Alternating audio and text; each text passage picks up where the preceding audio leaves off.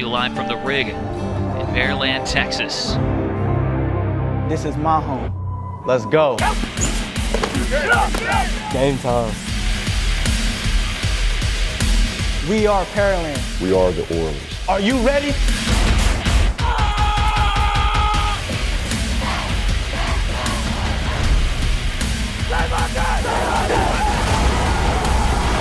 This city is our home.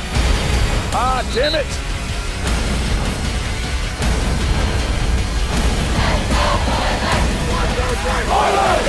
Touchdown, Pearland!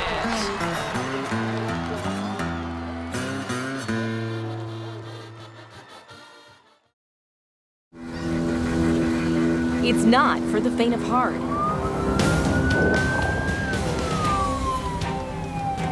High speed and action-packed. We like to call it the Top Gun of boat operations. Local law enforcement learning to chase down the bad guys We're looking for weapons. on the water. We're looking for additional people that we might not know of. We found after 9/11, we can't do the job alone. For the first time, national instructors are in the waters off Galveston, training local law enforcement on everything from high-speed chases 10-4, sir. to protecting high-value targets. This opens up your eyes to what these boats are capable of doing. Galveston County sees its fair share of action. We have vessels that are, might be smuggling in some dope. And now more than ever, they want more of their deputies, especially heading into the busy summer season, to be ready. They get so used to the daily routine of driving the neighborhoods, driving around, conducting traffic stops. But it's those times when you get into pursuit, they need to know how to handle their vehicle. Or in this case, their boat. Coming down. So deputies can catch illegal activity on the water before it ever makes it to shore and into Houston. It could happen today, it could happen tomorrow. We'll always be prepared.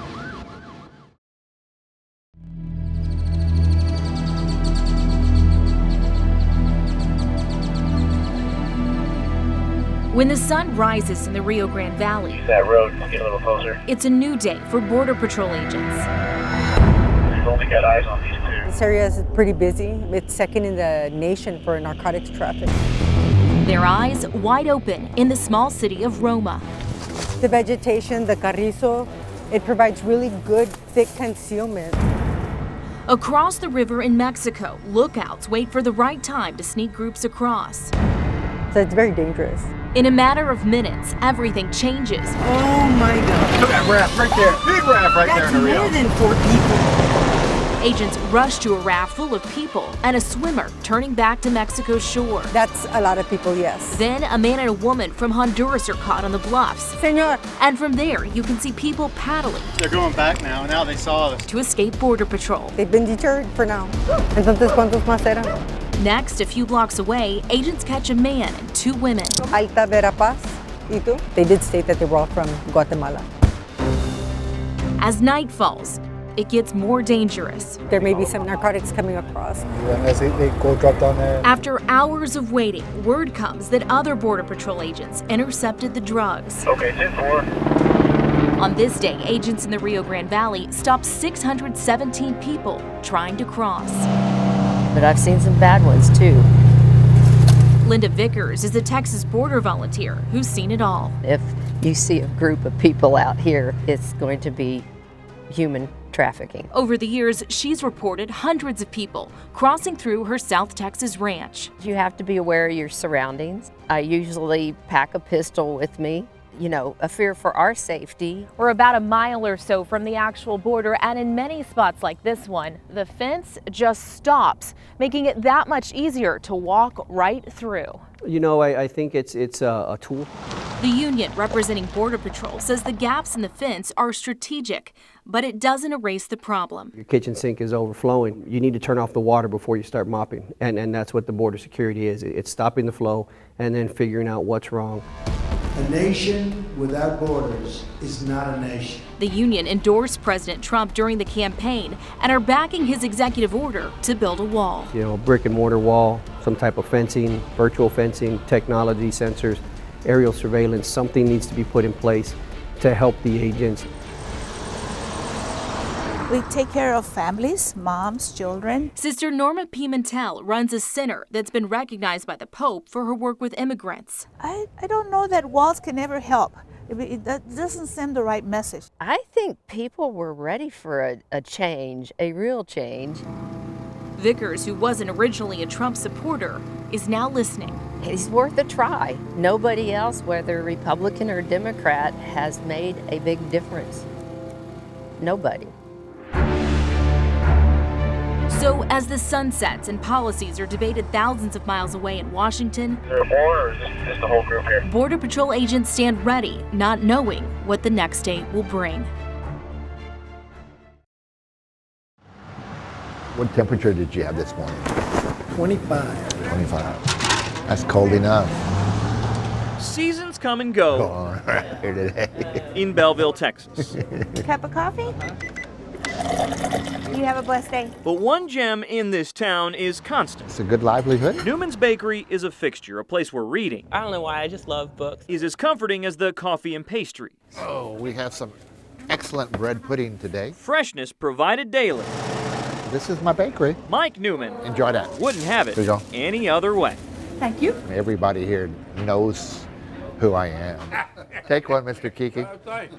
You're welcome. Though I cannot recall everybody else's names, they seem to know my name. For 33 years, he's made sure the place runs perfectly. And it's a good way to have a good impact on the community since this is my hometown.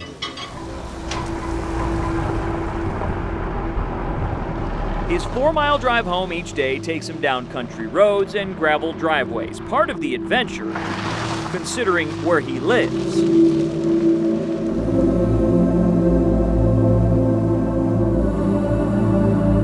Wanted to do more than make donuts.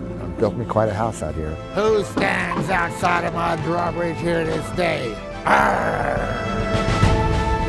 So much for the quiet guy from the bakery.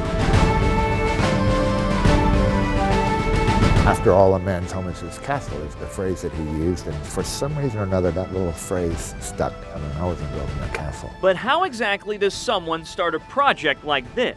I came out here one afternoon with a lawn chair and I did a naughty thing. I brought me a bottle of champagne out here also. I sit down in the lawn chair and started looking around and just trying to envision things, okay? The castle sits on a 20-acre piece of land, and it's made out of cinder blocks and masonry stucco. How do you cross the moat?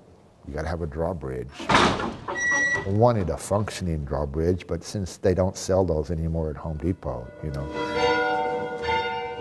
The property has a 62-foot bell tower. It's a long ways up in the air. This is the chapel. Our faith in the Lord is very, very important for me. To the dungeon. And even a dungeon. Bad people, yeah. My friends looked at me and thought I was a little bit crazy. You wanted to prove them wrong, too, that you could do this. Yeah, and I was stubborn, bullheaded. So Mike and a single assistant built the entire thing from scratch. I am a baker by profession. I'm not a construction person. But I do have an ability or a gift, I guess, if I can envision something. Taking 8 years before being able to move in, a living space so huge, just like a true king would want. I have looked up at some of these things and says, did I actually build that? How gratifying is that feeling? It's very self-rewarding.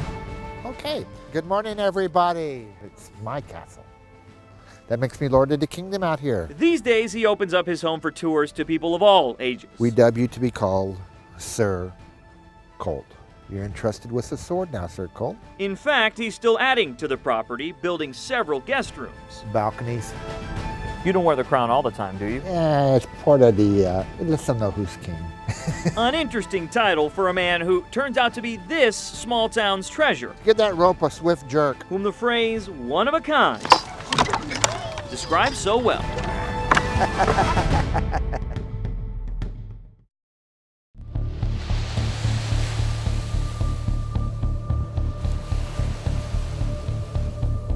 A brunette with a show-stopping smile. She was voted Best Personality her senior year. She was voted Most Talented. She was voted Miss School Spirit. 19-year-old Shelley Sykes is the last person anyone thought would be murdered. I thought, Shelley, of all people, this would happen to Shelley? Her mother, her sister, and police believe they know who did it. 2 men went to prison. convicted of kidnapping Shelley in 1986, but her body was never found.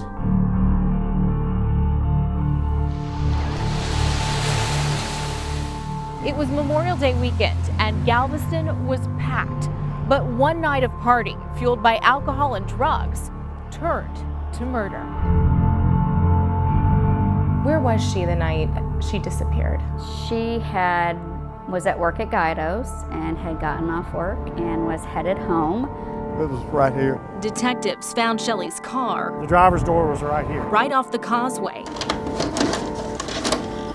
A blue Ford Pinto. We found video of it digging through boxes of evidence at the Galveston County Sheriff's Office.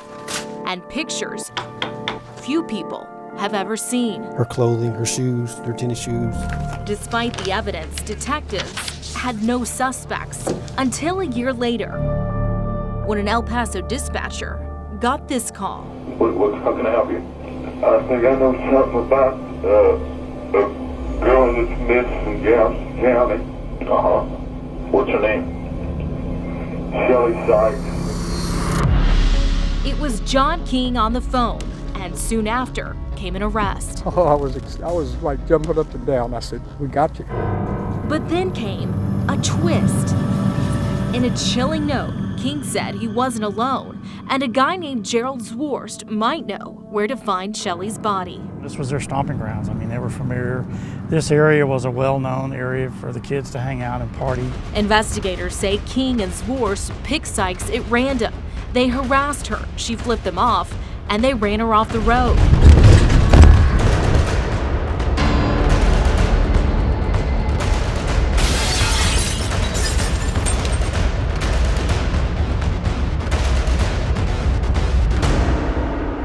When they had buried her, they realized she was still alive because the dirt was moving. And they took a shovel and began beating it till she stopped. To hear those kind of things and know how terrified she must have been, and it's just horrible. No family should ever have to go through anything like that. But Shelley's mother, Erin, had to live with the fact that King and Zwarst wouldn't be tried for murder. Because there was no body, they were only convicted of aggravated kidnapping with life sentences, which at the time carried 40 years. It's like a sore that can never heal. Shelley's family spent the past decade fighting parole, even offering to grant both men immunity if they led police to Shelley's body. But instead, it turned into a wild goose chase, first with King. When King first brought you guys out here, what'd you think? We kind of thought that, she's going to be buried behind his house. Then Zwarst led investigators to this blouse found in a sand pit. It looked just like her work uniform, but her family still isn't convinced. I know the papers and everyone says that it was hers. We really don't know if it was hers. In the end, detectives think Shelley's body was moved. But King died in prison in 2015. There was relief because I wouldn't have to fight his parole anymore. But then there was anger because he died without telling us where Shelley was. Leaving only Gerald Zwarst. He swears to this day that if he knew where she was moved, he'd tell us. So You believe him? I have no reason not to. It's from the 80s after all. There's your second birthday. Shelley's family is not giving up. I don't want him to have any kind of a good life to live because he certainly didn't allow my sister to have any kind of a good life to live. Zwarst is up for parole this year, and they're preparing for a fight. Still hoping one day they can bring their sweet Shelley home.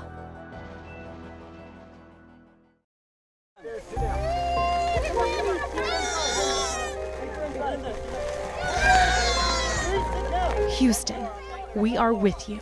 We are with you while the skies flood our streets, homes, and change our lives. Our newsroom, where we got to tell your stories, flooded too. But the damage and this building does not define us, just like your loss does not define you. We evacuated and are waiting, just like you, for the water to recede.